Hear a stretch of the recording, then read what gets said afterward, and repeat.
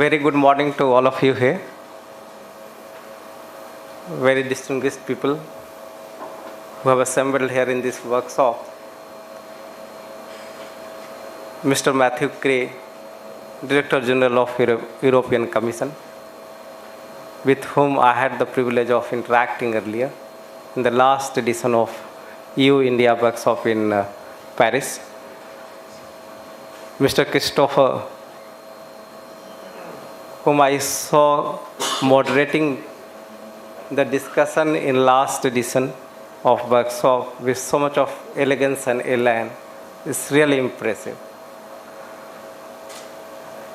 Mr. Reggie Pillai, who is the chief protagonist of this show, and very eminent and distinguished people who have assembled here. It's a pleasure for me to be here.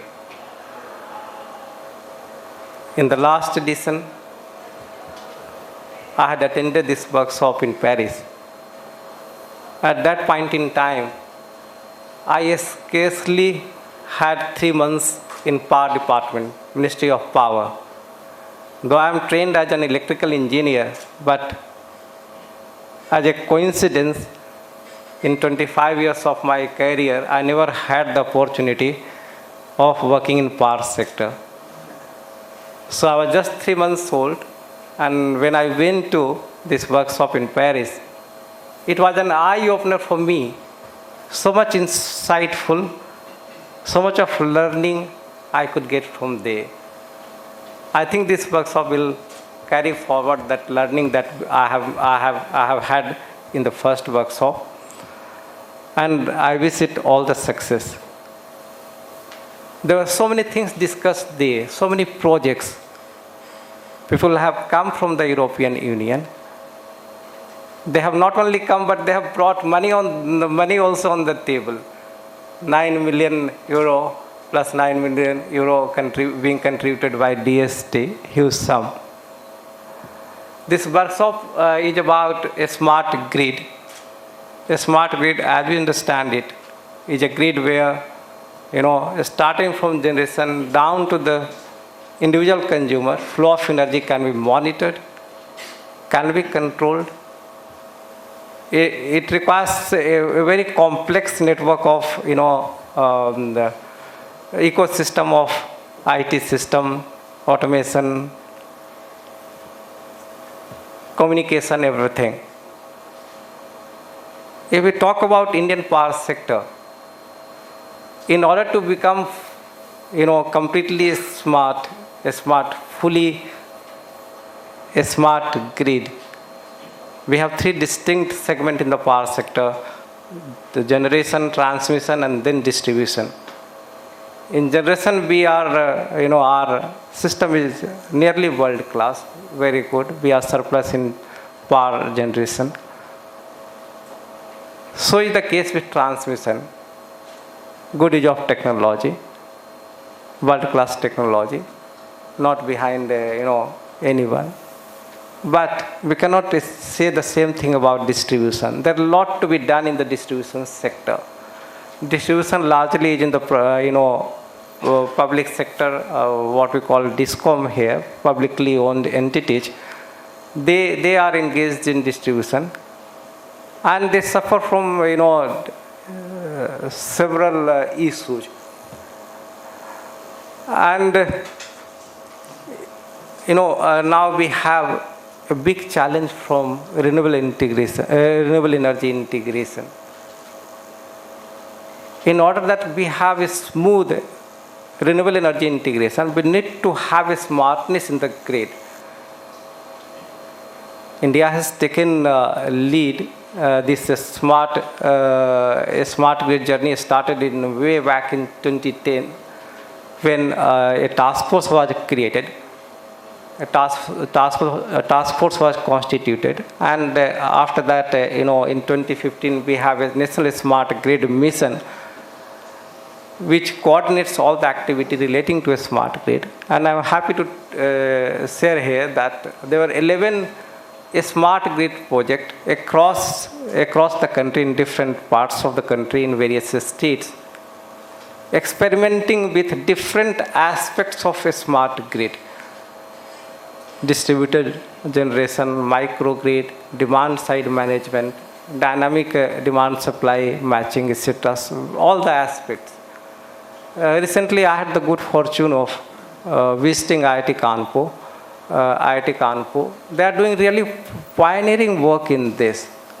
They are virtually it's a kind of test bed they being created there, and they are experimenting with all aspects of the smart grid, biomass energy, renewable integration, solar rooftop,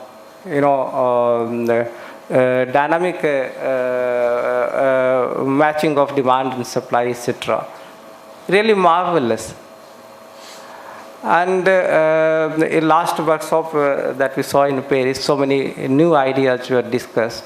And when I compare that, with what is happening in India, I see that in terms of use of technology or experimentation, we are not behind.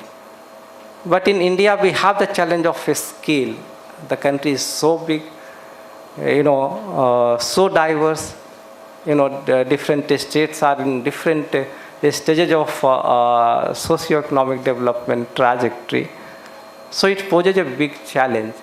But in terms of adoption of technology, we are not behind, and we are eager to, in fact.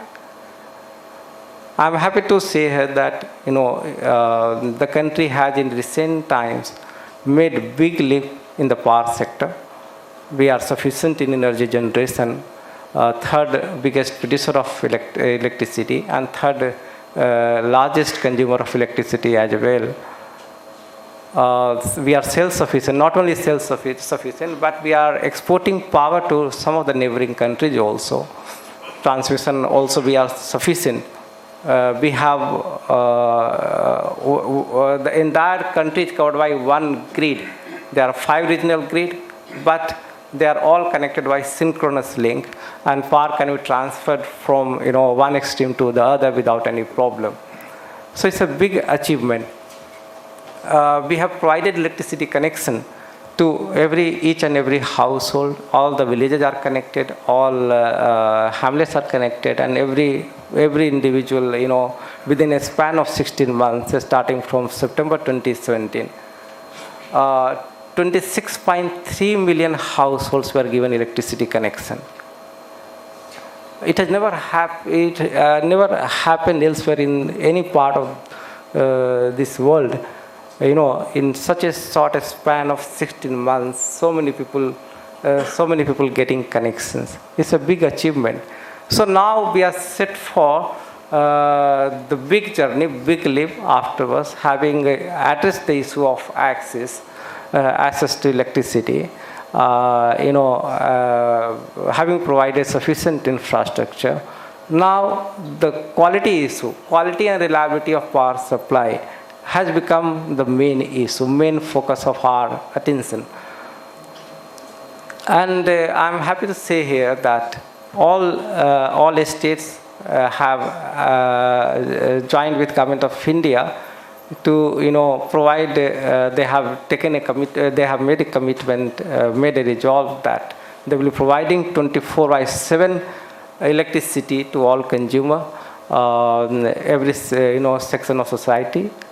So it's a huge task, and this can happen only when our distribution utility improve their performance, financial performance. We have sufficient technological inputs. There are a lot of scope. For instance, SCADA system. We have only in the big cities. Rural area are largely not covered by SCADA when we are talking about demand side management, etc., and various aspects relating to the smart grid. Great infusion of technology is required. So I can see a good potential for industries, researchers, and everyone, communication system, etc. And there is a session, perhaps a parallel session in the afternoon about a smart metering rollout. So the country has resolved that, in order to leverage the advantages of a smart metering, we need to give it a flip, this smart metering rollout program, and to change all the meters, change meters with the smart metering. So 250 million smart meters are going to be put in place in coming years. Here also I see a great potential for the industry, manufacturers, everything. And I'm sure the deliberation of this session is about high voltage storage. Am I right, Mr. Christopher? So energy storage, is a challenge for renewable integration. Renewable integration can be, fully, it can fully integrate only when we have the storage system. We don't have the large scale energy storage system. So this kind of experimentation will hasten the pace of, adoption of new technology and conversion of this grid into a really smart grid. So I wish, this workshop a great success. I am sure it will be, and it will be very fruitful. And I thank the organizer ISGF, Mr. Reji Pillai, DG of European Commission, Mr. Matthew and his team, and those guests who have come from outside, from India, different places of India. I congratulate all of them to be part of this journey. So I'm sure that this journey of a smart grid is going to be very successful, and a good learning will emerge from the deliberations today. I wish you all the best. Very good morning to all of you. Rather, it's good afternoon.